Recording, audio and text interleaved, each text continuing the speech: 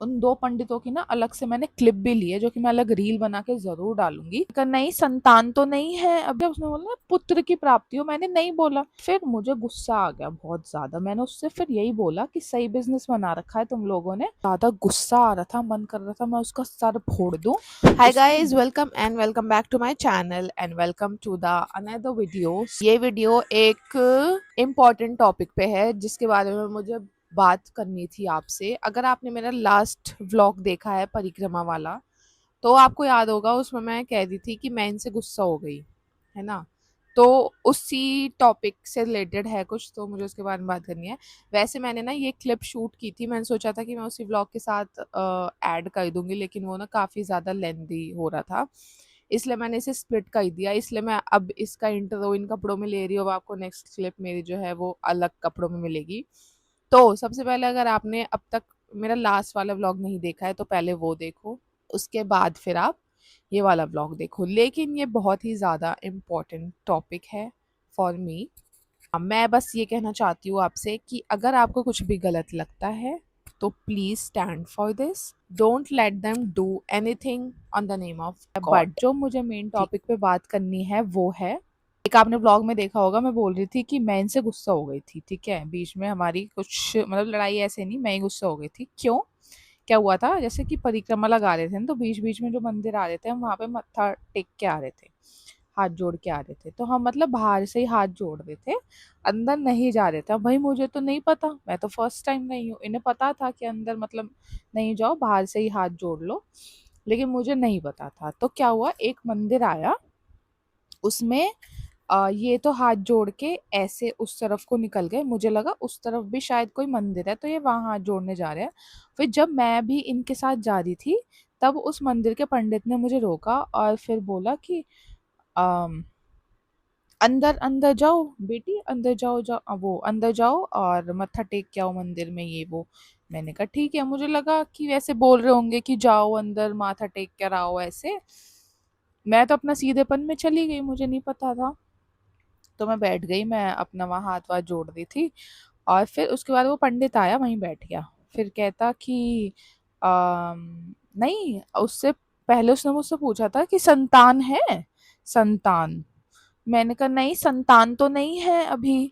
तो उसे लगा ओहो ये तो बेचारी है, शादी हो गई, इसकी तो संतान नहीं है, तो इसको तो संतान प्राप्ति के लिए अब मुझे उल्लू तो बनाना पड़ेगा। तो उसने मुझे फिर अंदर भेज दिया।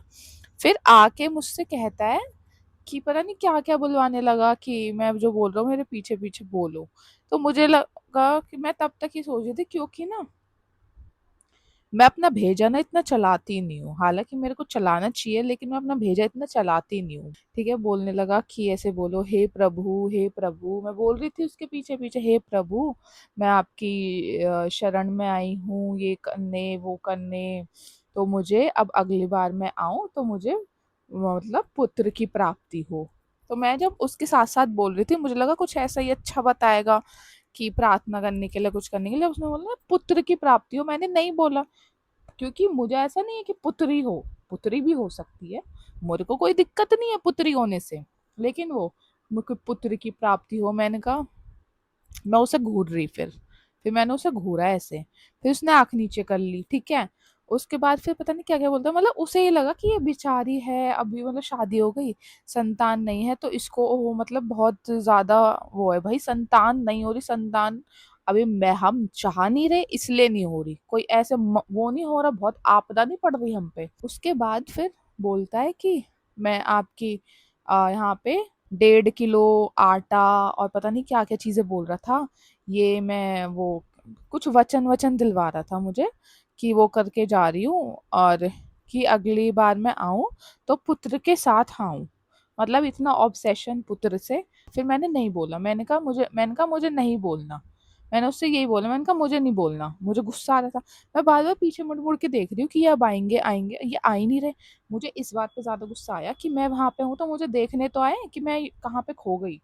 अब मुझे ही लग रहा था कि ये मुझे देखने नहीं आए, मैं वहां पे मतलब फंस गई इस पंडित के बीच में और ये मुझे देखने नहीं आए। और फिर जब मैं गुस्सा उनसे हो गई, तब ये मुझसे बोल रहे कि मैं तुम्हें देखने आया था, मुझे नहीं पता था कि तुम मंदिर के अंदर घुस गई। मैं वहां से मतलब दोबारा वापस आया देखने तो तुम मुझे कहीं दिखी ही नहीं।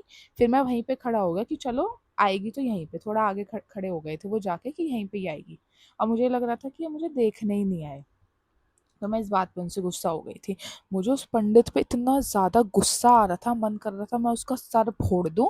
उसके बाद फिर जब मैं उस मंदिर से निकल के गई हूँ, तो हाँ, उसी तरफ जहाँ पे मैं सोच रही थी कि ये गए हैं वहाँ पे मत्था टेकने की, वहाँ पे मंदिर होगा, वहाँ पे मुझे एक और पंडित मिला, उसने भी मेरे साथ ये वो करने की कोशिश करी। तब हाँ, वो जो आटे-वाटे के लिए बोल रहा था ना कि रख दो, मैंने कहा मेरे पास नहीं है, मेरे पास नहीं है कुछ भी, मेरे पति के पास है, मेरे पास नहीं है कुछ भी, मैंने ऐसे ही बोला। फिर वहाँ पे गया वो, उस पंडित ने मुझे रोक लिया। सिंदूर लगा रखा था, शादी मतलब हो गई है। फिर वो उसने भी यही पूछा बच्चे हैं, मैंने कहा नहीं है अभी ऐसे तो। कह रहे फिर सेवा करी, उनका सेवा करने का मतलब होता है कि कुछ पैसे मतलब दिए नहीं, मैंने कहा नहीं। तो कह रहा क्या काम करती हो, मैंने कहा कि वकील हूँ। तो कहता कहाँ पे, मैंने बता दिया, मैंने बताया हाँ वहाँ पे। फिर वो थोड़ा-सा डर गया, फिर अच्छा ठीक है, जाओ, जाओ।